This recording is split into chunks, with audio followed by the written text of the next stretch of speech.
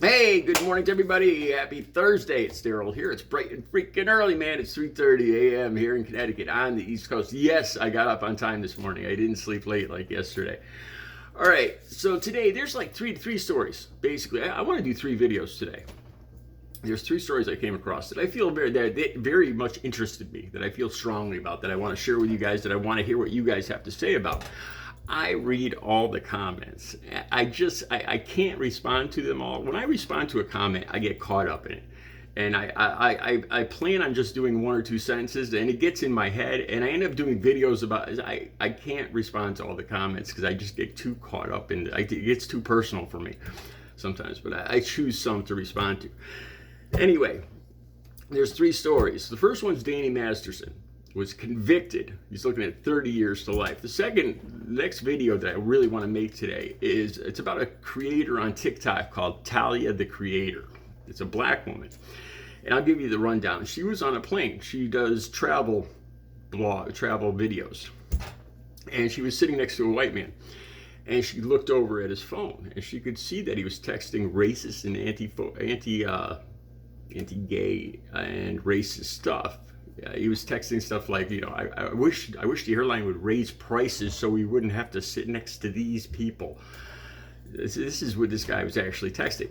And there was kind of a mixed reaction. This is why I want to talk about this too, because people have accused me of this. I've talked about how I've overheard conversations, or I've been part of conversations, or I've talked about people saying this or that, and people have accused me of being an eavesdropper or stuff like this. And that's kind of what there's 2 sides to this. People, I think she's sitting there and she looks over, the guy, you can't expect to have privacy there. I think she did the right thing by it, and she confronted him. She stone cold confronted him. So I'll do the video talking. That's going to be the second video I want to do today. The third one, I'm not sure if I'm going to get to.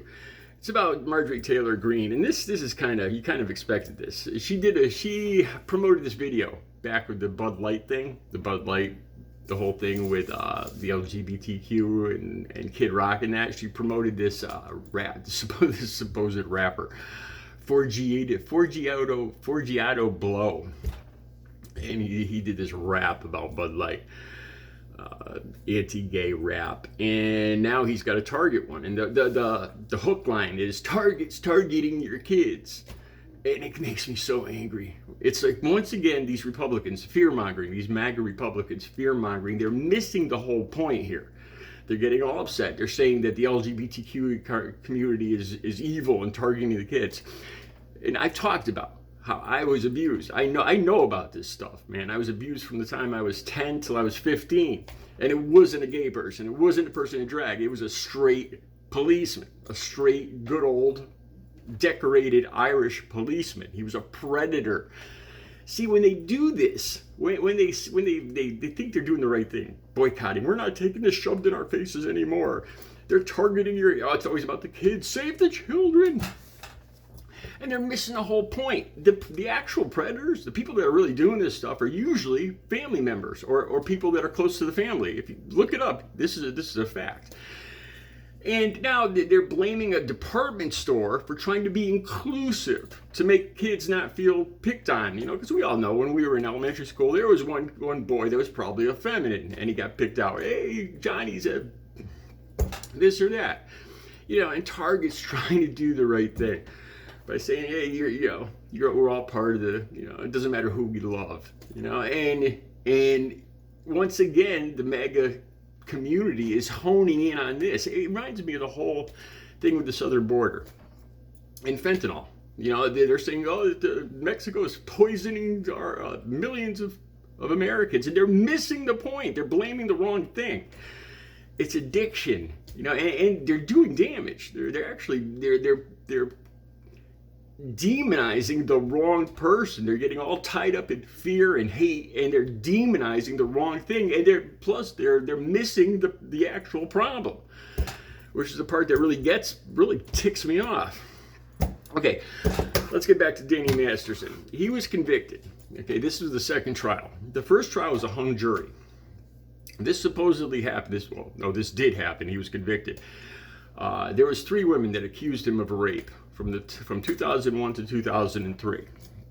This was the height of the 70s show. where Danny Masterson played Hyde. I'm sure if you're watching my channel, you know 70 Show and Hyde. And he was at the height of his popularity.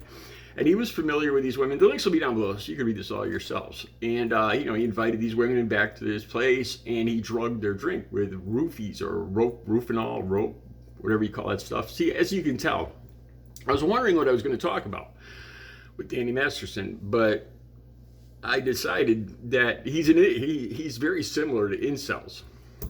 Anyway, before I get into that, like I was saying, the date rape drug. Back when I was using it for 20 years, I never came across this drug once. Never. I was never offered it, or offered to buy it, or sell it, or consume it. It just started to pop up in conversation in the very last days, like the very last year or two when I got clean in 2006. So I'm not very familiar with it. And this isn't my thing either. Like I said, I've always been comfortable around women. This isn't about sex. This is what I want to talk about. This isn't about sex. Danny Masterson, it's about control. It's all about control. You know, he's a popular Hollywood star at the height of his popularity. It's the 70s Show.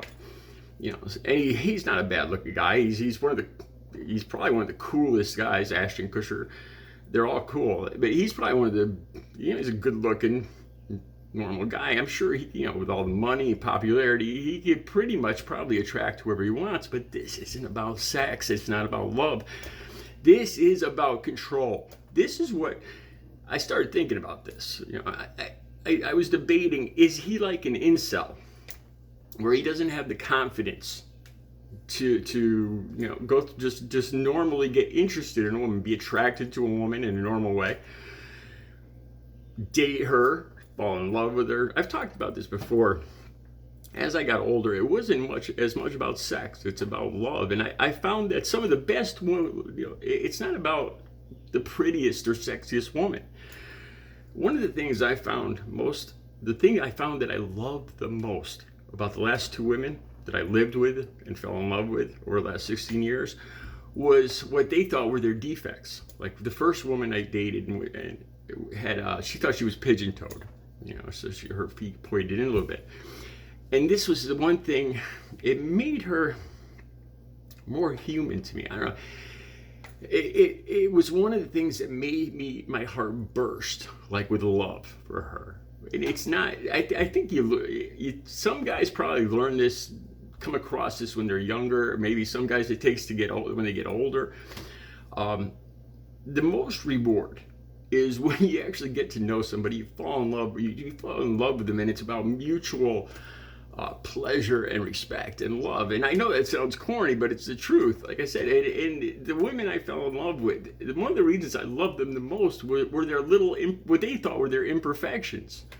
You know, not when you're young, you miss this stuff. You know, you're so fogged over by boobies and butts and magazines and what you think you should like and want and everything, and you kind of miss what's the best about this, the really best part of it. Anyway, I was debating, is he an incel? Is this about him being insecure? Because, you know, at first that's what I thought, but I think that's part of it, because it's about control. I don't think he even looks at, he doesn't look at a woman as a human being. He wants her to be unconscious so that he is in complete control of the situation. She is an object. He can do whatever he wants. That's what I started thinking about. I mean, I remember when I was younger, you know, and you have fantasies or ideas when you're younger, and I remember people talking about stuff like this, and imagine if you could do whatever you want.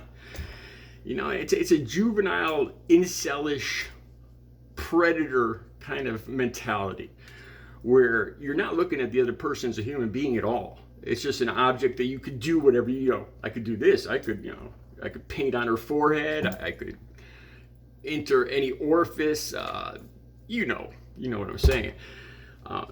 It's really one of the most despicable things I could think of, really, because you're dehumanizing the person. You're not even looking at that woman as a human being. It's just somebody that, an object that you want control over for your own dominance and pleasure and ego, really. And that goes back to the whole incel thing. I hope this made some sense. I wanted to talk more. there's more I wanted to talk about. One of the things I found in my 57 years, that every day when I go out to stores or out in public, and yes, I do not just dwell on the edges of society like some people say. I want to do a video about that too. One of the things I get, a lot of times, I get women that look up and they see me and they smile and they say hi. You know, women that wouldn't have given me the time of day back when my hair was all, I was cutting it myself and I was 100 pounds heavier and on drugs, you know, and a lot of it has to do with arms and shoulders. Women love arms and shoulders. That's a secret. I'm going to talk about that in another video. All right, you guys, the links will be down below. I'll be back today. I'm sorry if I hopped around a lot. I'm going to be back with that video on Tyler, the Creator, and her looking over at the white guy next to her with his racist and anti-LGBTQ texting. And what do you guys think? Was she invading his privacy? That's up next, the next couple hours on Artist in Recovery. Yay! Have a good Thursday.